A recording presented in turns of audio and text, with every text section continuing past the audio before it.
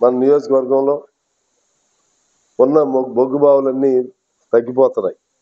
87 నాడు మనం ఖమ్మం కంటే మన జనాభా ఎక్కువ.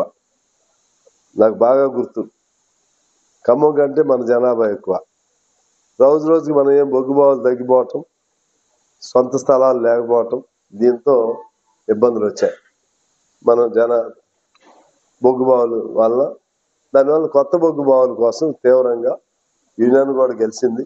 మా అధ్యక్షుడు ఉన్నాడు, జనరల్ సెక్రటరీ రాజ్ కుమార్ ఉన్నాడు, మేము అందరం కూడా ఉన్నాం. ఖచ్చితంగా 1, 2 మైన్స్ ముందు అర్జెంటుగా మన ప్రాంతంలో, మన జిల్లాలో తీసుకురావడానికి మేము కృషి చేస్తాం. రెండోది,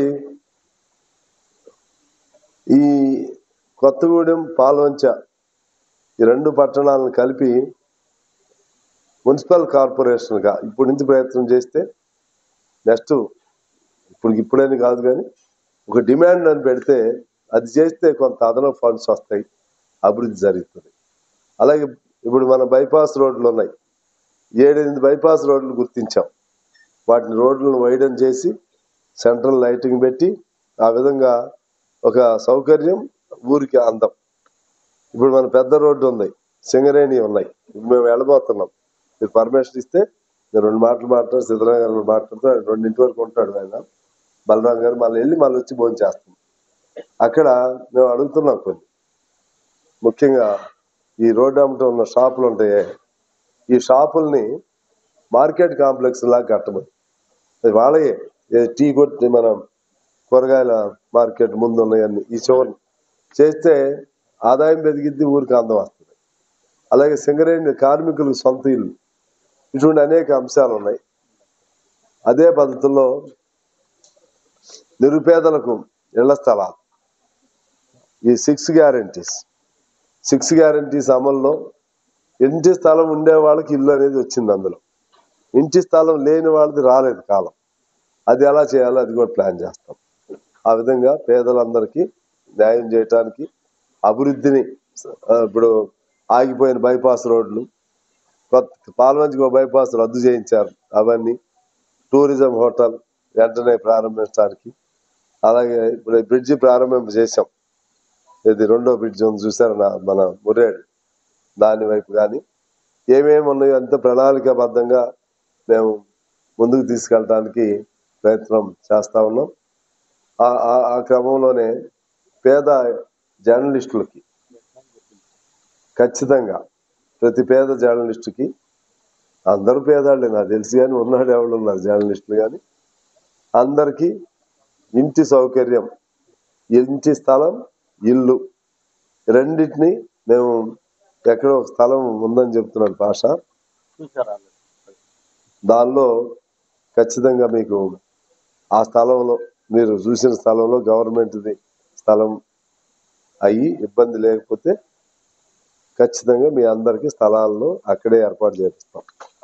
అక్కడే ఇల్లు కూడా, కాలనీ కూడా కట్టిస్తాం. జర్నలిస్ట్ కాలనీ అని పేరు పెడతాం. ఆ విధంగా మీ అందరికీ, నన్ను భరించిన మీ అందరికీ,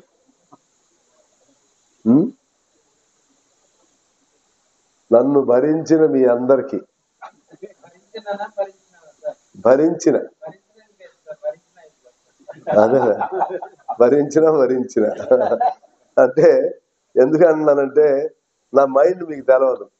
సహజంగా మీరు అంతా నాకు చిన్నపిల్లలు కాబట్టి ఈ పాష వీళ్ళందరూ మీకు ఎక్కువ అటాచ్డ్గా ఉంటారు.